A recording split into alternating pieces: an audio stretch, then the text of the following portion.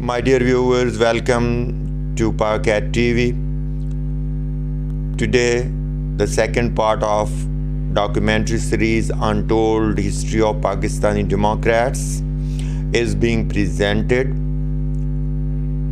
This documentary is related to the life of M.Ali Bogra, the third Prime Minister of Pakistan, who became Prime Minister in 1953, and he had to step down in favor of Chaudhry Muhammad Ali in 1955.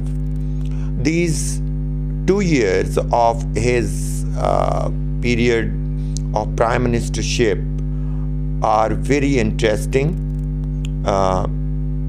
Annals of history reveals that he was a career diplomat.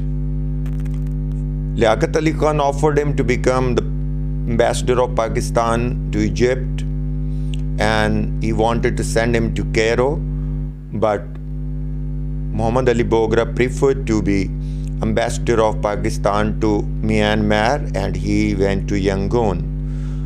After Myanmar, he remained in the same post in Canada as a High Commissioner of Pakistan, and in the last, he was appointed as the ambassador of Pakistan to the United States of America. M.Ali Bogra is considered a Western educated, and his tendency and inclination towards the Western capitalist ideology actually was the main factor to appoint him as the ambassador to United States of America. It's also the fact of the history that M.Ali Bogra played an important role for the financial assistance and military assistance for Pakistan, and he convinced America to play the role in Pakistan. When he was the Prime Minister of Pakistan, he signed 2 defense military pacts with UK, Central Treaty Organization, and later the Parliament endorsed, the CENTO, and he also put Pakistan into the Defense Pact of Southeast Asian Treaty Organization, CETO. So he is considered architect of Pakistan-US relationships. M.Ali Bogra was born in Barisal, East Bengal on 19th October 1909. He was born into an elite and wealthy aristocrat family who were well known as the Nawabs of Bogra, traditionally very close to the British monarchy, and they had a prefix, Sahibzada, literally meaning the prince. And his father, Nawabzada Altaf Ali Chaudhry, educated at the St. Xavier College in Calcutta, was a prominent figure in Dhaka and was also a local politician who served as the vice president of the Muslim League East Bengal. His father Altaf Ali Chaudhry was fond of derby horse, dog show, sled dog racing. His grandfather Nawab Ali Chaudhry was also a politician who served as the first Bengali Muslim to be appointed as minister and played a pioneering role in the founding the Dhaka University along with Nawab Sir Khwaja Salim Ullah Bahadur of Dhaka. M.Ali Bogra grew up in Bogra, having studied first at the local Hastings House and then educated at the local Islamic Madrasa in Calcutta. After his matriculation, he was sent to attend the President's College of Calcutta University, from where he graduated in political science in 1930. He was married twice. His first wife was Begum Hamida Muhammad Ali, with whom he had 2 sons. He later married Alia Sadi in 1955. The most interesting fact is that his second marriage led to the widespread protest against the polygamy by women organizations in the country. As far as concerns his role as a political leader, before the entrance in the politics, the Bogra family was influential Nawabs, active in Bengali politics and Muslim League as a party worker in 1930. M.Ali Bogra started his career from the platform of Muslim League, and where he contested the election in 1937 from the Bogra constituency and sat in the opposition in the Bengal Legislative Assembly. His uncle Hassan Ali Chaudhry also won the seat. His father Altaf Ali also won the seat and defended the constituency. He was member of the ruling Krashik Praja party. In 1938, he was elected as chairman of Bogra district, which he served until 1942. He served in the opposition until 1943, when the Muslim League had gained political support, and he was made parliamentary secretary to then Chief Minister Khaja Nazmuddin. Hussain Shahid Sohrawardi invited him to join as a member of his cabinet in 1946, and he was handed over the ministerial portfolio of health, finance and local government. As a health minister, M.Ali Bogra founded the Dhaka Medical College and the Kolkata Lake Medical College. Bogra supported the Muslim League call for creation of Pakistan through the partition of British India and successfully defended his constituency in the general elections held in 1945. In 1947, joined the first Constituent Assembly of Pakistan, while in Dhaka in 1948 he advised Muhammad Ali Jinnah and received him as a Governor General and advised him for not supporting Urdu because there was reportedly descended on the issue of the populist language movement in the state.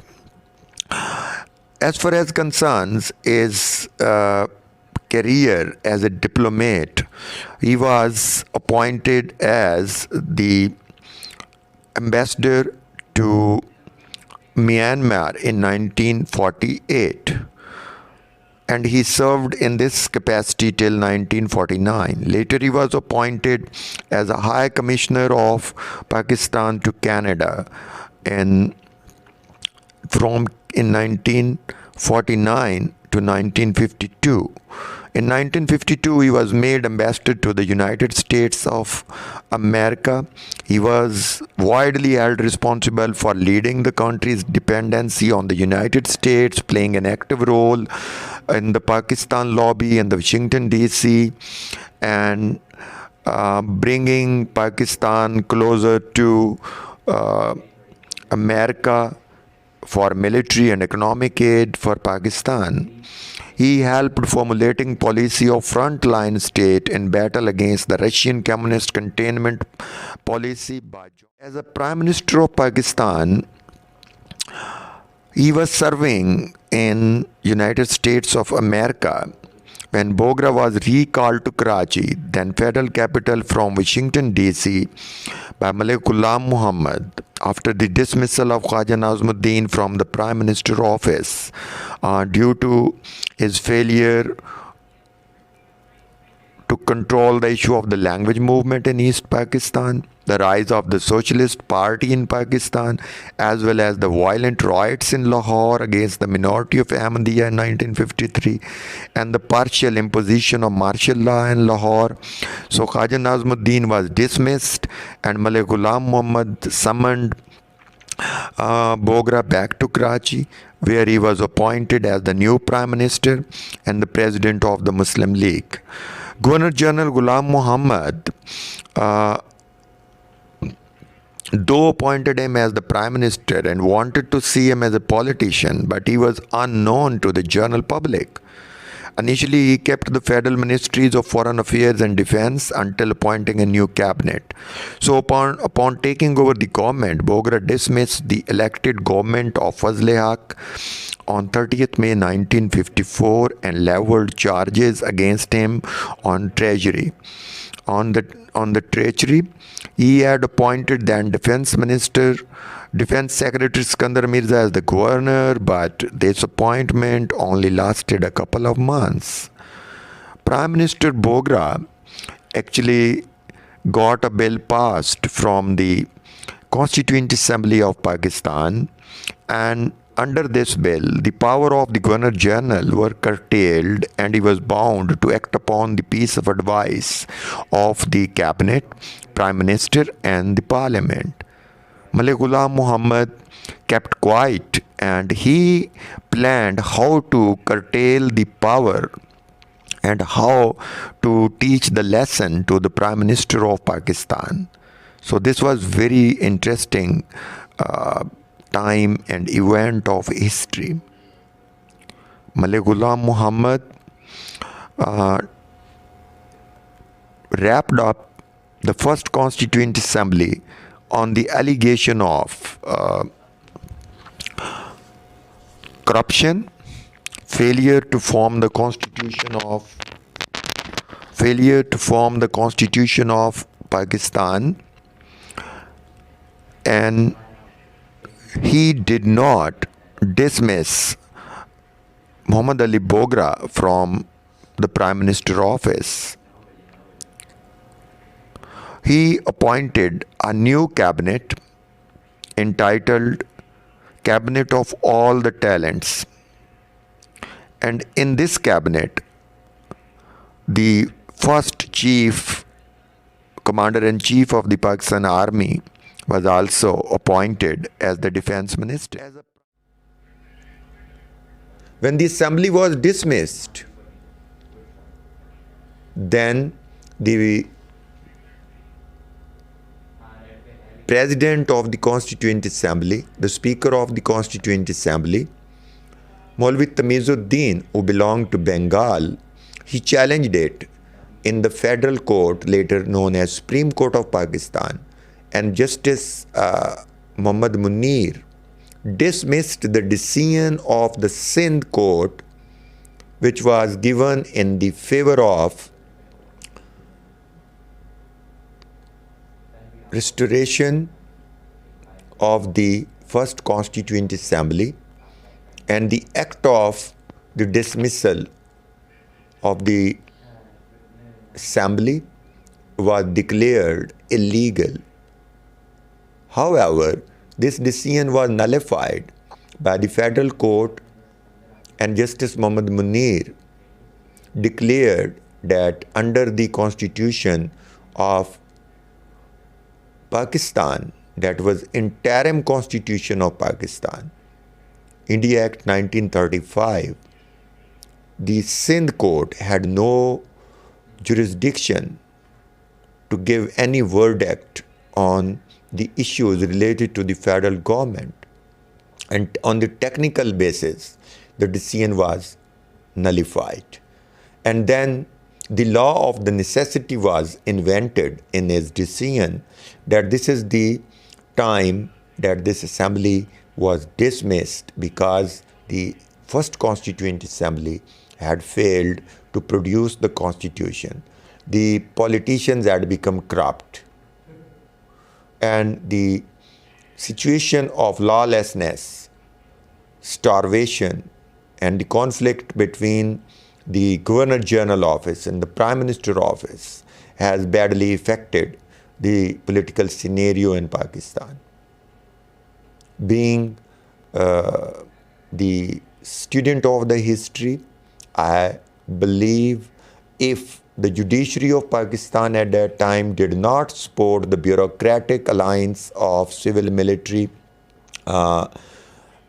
oligarchy, the situation in the Pakistan would have been entirely different. And if the first Constituent Assembly was restored and the decision of the Governor General was dismissed, then no Constituent Assembly of Pakistan would be dissolved in future, and the first Constitution of Pakistan was framed very early. Muhammad Ali Bogra remained in power till 1955. During these years, Muhammad Ali Bogra played very important role to bridge the gap between East and West Pakistan when he presented Bogra Formula. Under this Bogra Formula, he suggested bicameral parliament with equal representation in the Senate and as well as proportionate representation in the provinces. So there were 5 provinces, East Pakistan and West Pakistan is 4 provinces.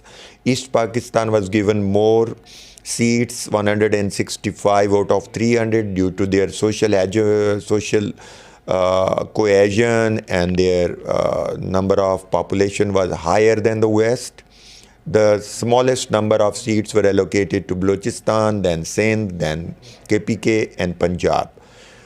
And language issue was left to the constitution makers, who would decide about the national language of Pakistan. So later in 1956, both Bengali and Urdu was adopted as the national language.